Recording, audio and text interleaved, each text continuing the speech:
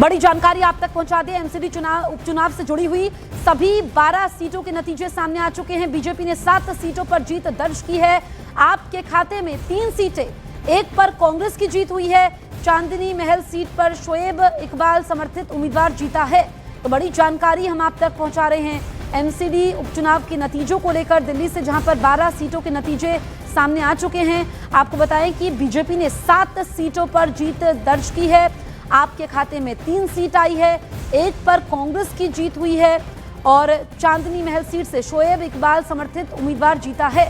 तो दिल्ली से बड़ी जानकारी, बड़ी तस्वीर देखने को मिल रही है। एमसीडी उपचुनाव के सभी 12 सीटों के नतीजे सामने आ चुके हैं और बीजेपी ने बाजी मारी है, क्योंकि बीजेपी ने 7 सीटों पर कब्जा किया है। आम आदमी पार्टी की बात करें तो आम आदमी पार्टी के खाते में 3 सीटें गई हैं, एक पर कांग्रेस की जीत हुई है। तो ये हम आपको दिखा रहे हैं। देखिए, दिल्ली एमसीडी उपचुनाव जिसमें कुल सीटें 12, बीजेपी के खाते में 7, आम आदमी पार्टी को 3 सीटें, कांग्रेस को 1 सीट, अन्य के खाते में भी 1 सीट गई है। तो यहाँ पर एमसीडी उपचुनाव में बीजेपी का ये बेहतरीन प्रदर्शन इसे कहा जाएगा, क्योंकि 7 सीटें मिली हैं। प्रियंका कांडपाल हमारी सहयोगी हमारे साथ फोन लाइन पर मौजूद है। प्रियंका, बीजेपी ने 7 सीटें जीती हैं, कुल 12 सीटों के नतीजे आ चुके हैं। आपके पास और क्या जानकारी है इस उपचुनाव को लेकर? आप देखिए, जो रिजल्ट्स है वो फाइनल हो चुके हैं, जिसमें अगर बात की जाए तो 12 में से 7 सीटें जो है वो बीजेपी ने जीती हैं और आम आदमी पार्टी बिना फायदे बिना नुकसान के 3 सीटों पर है।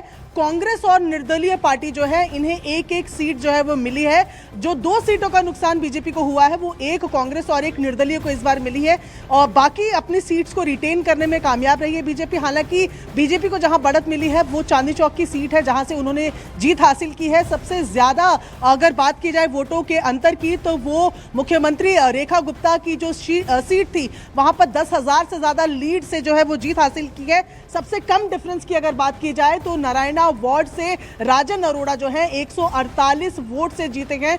सबसे ज्यादा डिफरेंस 10,000 से ज्यादा, सबसे कम डिफरेंस 148 वोट का महज रहा है। ऐसे में 12 सीटों के जो है वो चुनाव आ गए हैं। विनोद नगर से बात की जाए, सरला चौधरी, द्वारका से बीजेपी की मनीषा देवी, अशोक विहार से वीना असीजा जो बीजेपी की हैं, ग्रेटर कैलाश से अंजुम मंडल जो है वो बीजेपी की जीती हैं, ढिचाऊ कला से भी बीजेपी की रेखा रानी।